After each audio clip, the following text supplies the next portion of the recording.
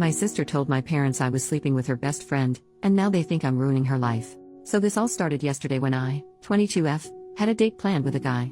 He ended up not showing, so naturally, I texted the group chat about it. My sister is in this particular group chat.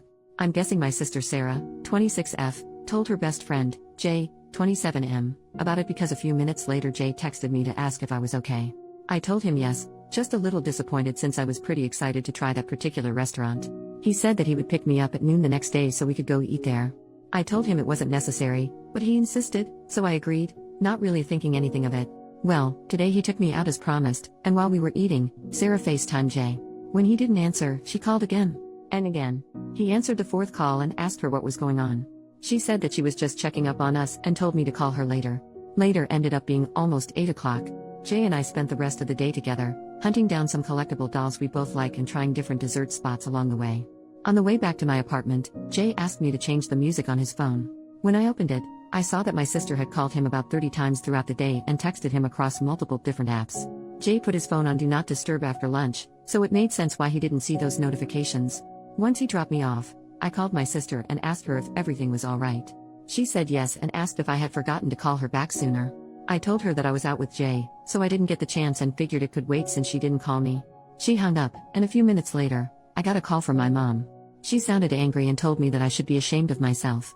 I said sure, but why today? According to my mom, Sarah called her in tears, saying that she had caught Jay and me making love in their apartment. I was so confused. I told my mom that I did not, in fact, make love with Jay and that I didn't even know they lived together. I asked her to give me a minute, and I called Jay, but he didn't answer. So now I am here, lying on my floor wondering what the hell is going on and putting off another conversation with my mom. First update, 5 days later, so I'm not religious or anything like that, but Jesus Christ.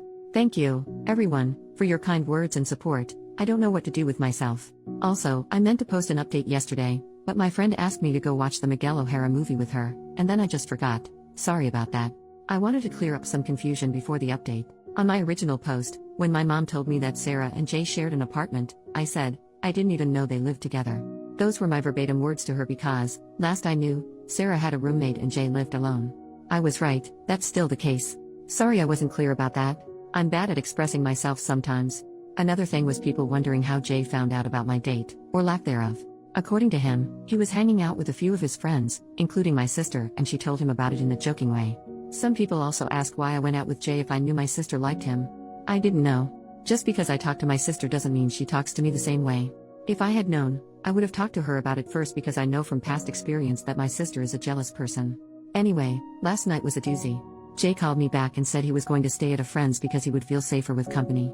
I asked him if there had ever been anything romantic between him and my sister. He said the only thing was that he kissed her at a New Year's party at midnight because she was feeling left out. Obviously, I can't confirm if that really is the only thing. He also said that he had never even talked about moving in with Sarah, so he doesn't know why she would say they were living together. After I spoke with Jay, I called my mom again.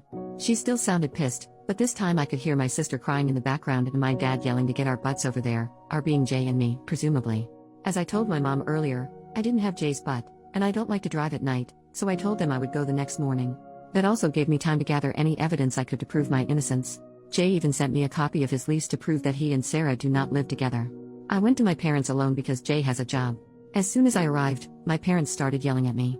Just the usual stuff, that I was disrespectful, but they never expected this from me. How dare you do this to your own sister? You know she already has a hard time, why make her life harder? My dad even called me a whore. That was fun. I kind of just sat there doing the math on how much faster I could finish my grad program and flee the country, or at least the state. I wasn't very tuned in until my mom told me that if Sarah lost her job because of me, I would need to financially support her until she found another one. That's when I snapped and told them that if they thought I was going to do that, then they were as delusional as my sister. Missing one day of work because of a tantrum over something that didn't even happen was not going to get her fired. My dad said that Sarah had been missing work to make sure that Jay wasn't leaving early to go see me.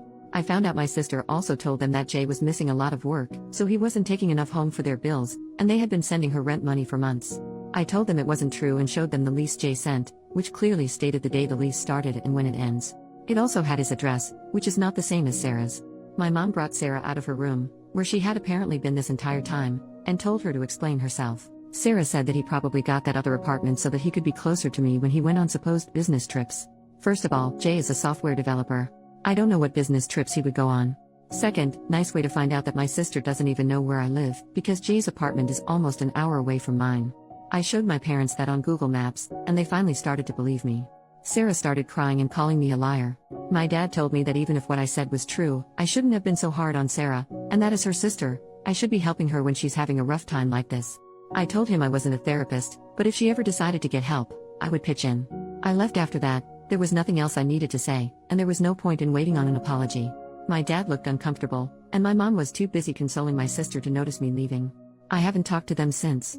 Sorry if you were expecting a fun update where I somehow got revenge on my sister or something crazy and petty. If you have questions, I'll probably answer. Thanks for caring, though. And to those of you that shared your own stories under my original post, damn, sorry you went through that. Second update, months later. I don't really know how to start this post, but I felt obligated to write an update after everyone sent me so much love and support. Jay got a permanent restraining order against my sister. It took some months and a lot more harassment, but he does have that now. As for why my sister was lying to get money from our parents, I couldn't tell you. I don't know where all the money was going, but I'm pretty sure that she lied because she didn't want them to be disappointed in her. A lot has happened, but to sum up, my sister was arrested for violating the restraining order and breaking into my home. My parents were furious with me after I didn't help bail her out. They blamed me for her getting arrested and for getting fired from the 3 jobs she's had since my last post. Since then, I have not had any contact with my mom or my sister. My dad called to wish me a happy new year, but that's about it. Also, I finished my master's degree, and after countless job applications and rejections, I finally found a job in my field. It's far away from where I currently live, which is a major plus. I'm sad to be leaving my friends, but I'm so excited to start this new chapter in my life. I think overall, I am in a much better place mentally than I was when I first wrote my post. I intended to use Reddit as a tool for journaling, but I think that didn't really work for me, so I found different methods to express and reflect on my feelings and situations. I think I'll still use my account, but probably just for trivial things that will hopefully not get very much attention.